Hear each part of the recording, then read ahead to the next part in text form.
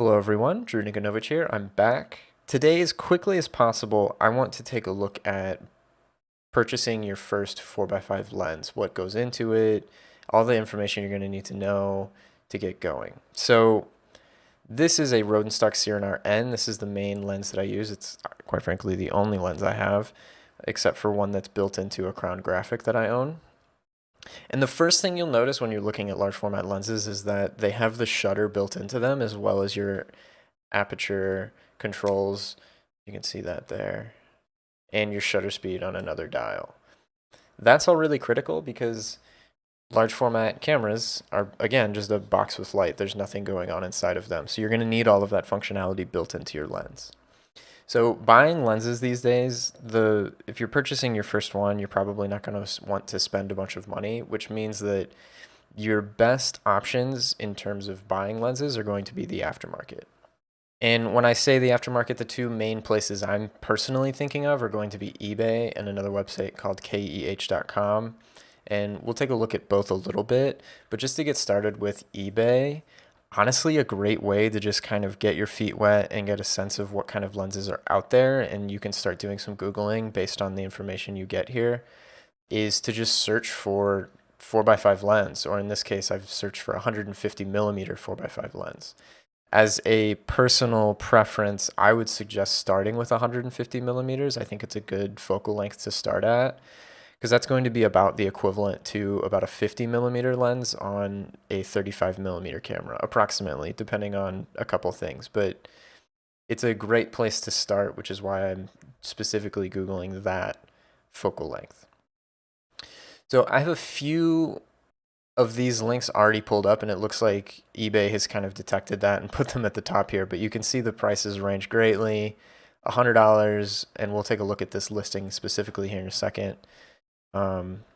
Or this one, for example, which I also believe I have pulled up. But you can see there's a lot of things going on here. Some of them have lens boards, others don't. We'll talk a little bit about lens boards in a minute. But the main things that you want to kind of keep an eye out for when you're purchasing these are things like fungus and fogging. Those are really critical because they're going to negatively affect the quality of your photographs that you make with that lens. So for example, this top link here, it's $100. It seems like a great deal. It looks like an older lens, just visually looking at it. It's sort of design-wise looks a little bit older, which isn't necessarily a problem, but it does say read. So I happen to know because I've already read this. If you scroll down, it says that there is a fog and it affects the photographs. So you probably wouldn't want to buy this lens unless you didn't care about that, which it seems pretty significant. You can kind of see it in the shadow or of the black part of the lens here through the glass. There's kind of it's not crystal clear, and that's a big problem. It's going to really impact your images. So that's one thing to look out for. Fungus, again, is the other big issue that you might start to see. And I'll show a photo on screen here right now of what that can look like. And also you can just do a Google search for lens fungus and get a ton of results and see exactly what that looks like. So let's take a look at another listing here. This seems like a great deal.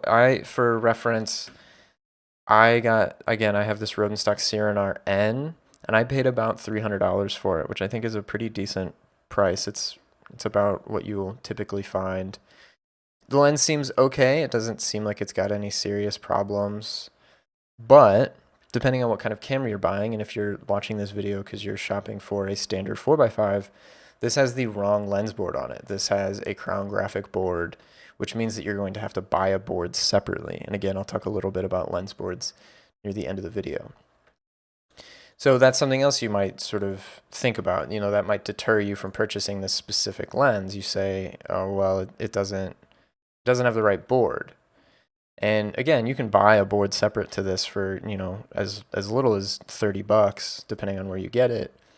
But that is an extra step that you have to deal with. It also means that you're going to have to get this lens off of the lens board, which can be kind of a challenge because you need a spanner, wrench, and some other things. So here's another great option that I found. doing a very quick bit of looking. There's really not a lot available right now. You can see the lens is kind of not in great condition. There's some damage there, and also maybe a little bit of like some fog or some weirdness going on. But the main reason I pulled this link up in particular is to note that it is on what's called a recessed lens board. So you can kind of see, they don't have a great side view, but you can kind of see there's like this cup, and then it dips down inward, and then the lens is mounted. And they have this cable release extension that's built onto the board so that you can get in there and reach the shutter, which I'm going to talk very quickly about that at the end of the video as well. So this is something to take note of.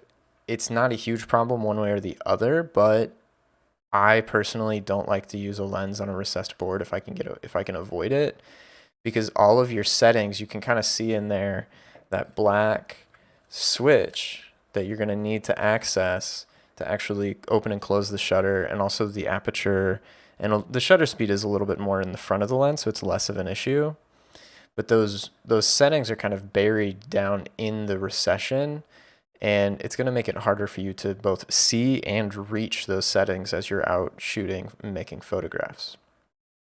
So that's something else to keep an eye on. If the recessed board doesn't bother you, this one in particular would actually fit on a standard 4x5, for example. It's the Linhof Lensboard style, which is exactly what you need. So next I want to quickly take a look at KEH. Again, this is another good place to kind of quickly take a look, but there are a few things that I would caution you about looking at this website. So this Calumet 150 millimeter lens seems like a pretty decent option. It's $150, which seems like a great price. But you can see it's their bargain quality, which means that it's pretty low on the scale, if you will. And that's kind of a problem because we don't exactly know what's wrong with this lens. And KEH doesn't always give a lot of information about that. And you can even see it says item pictured for illustrative purposes only, actual item not pictured. So they do have free shipping and they do have a warranty. So you could potentially purchase it, take the risk, and then see how the quality is and decide whether you want to keep it or not. But that is something to keep an eye on. You're not always going to be looking at the actual lens that you're purchasing on KEH. That's also potentially true on eBay, but significantly less common, just because, you know, it'd be hard to sell two lenses that have these kind of specific images attached to them. So lastly, I wanted to just pull up a lens that I think is actually a pretty solid option. It's $230, which is a good price. But this actually brings up one of the last things I want to mention, which is multicoating.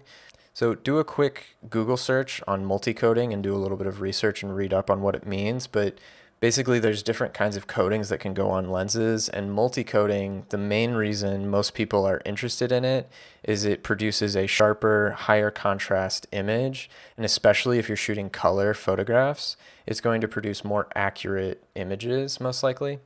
So this image in particular is just a Rodenstock Cyranar. It doesn't have an N or an S or anything after it, which means that it has a different kind of coating than if it was the N or the S delineation. So if you just do a quick Google search for different kinds of lenses, you can find tons of blog posts and different people asking questions. Is this multi-coated? Is it not? And as an example of that, I Googled this Schneider Simar S just to show you, I mean, you know what Google looks like, but you can see tons of people are talking about it. And I actually found several different places where they're talking about if this lens in particular is multi-coated. So this Google forum, they talk about it, but then also on this particularly long website blog post, they talk a lot about this specific lens. And you can see here it says that it has a multi-coating anti-reflective treatment, which is great if that's something that you're looking for. It's potentially something that you're going to have to look at yourself and decide whether or not it's important to you. Okay, so very quickly at the end here, I want to talk about lens boards. They come in a lot of different shapes and sizes. Most likely, if you're buying a lens for $300 or less, you're probably going to have what's called a Copal Zero lens. Copal numbers basically talk about the size of the shutter.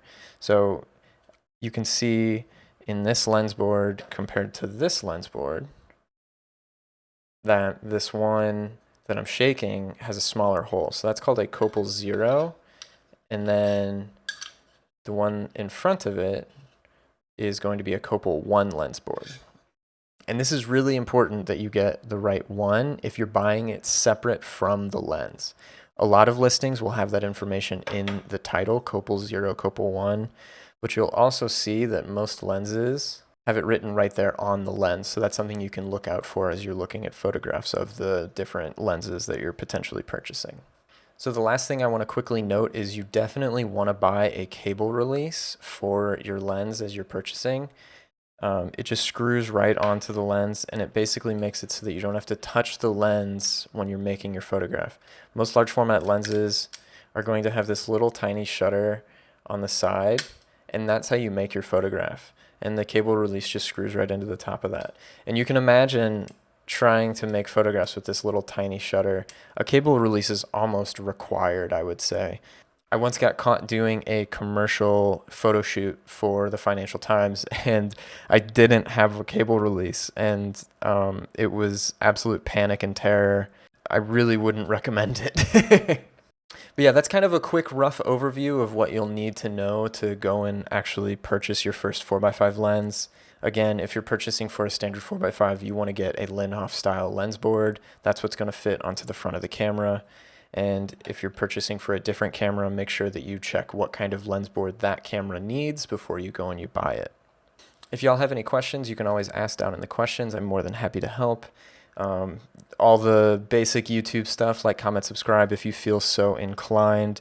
And that's all I've got. Thanks so much for watching, and I will see you all next time.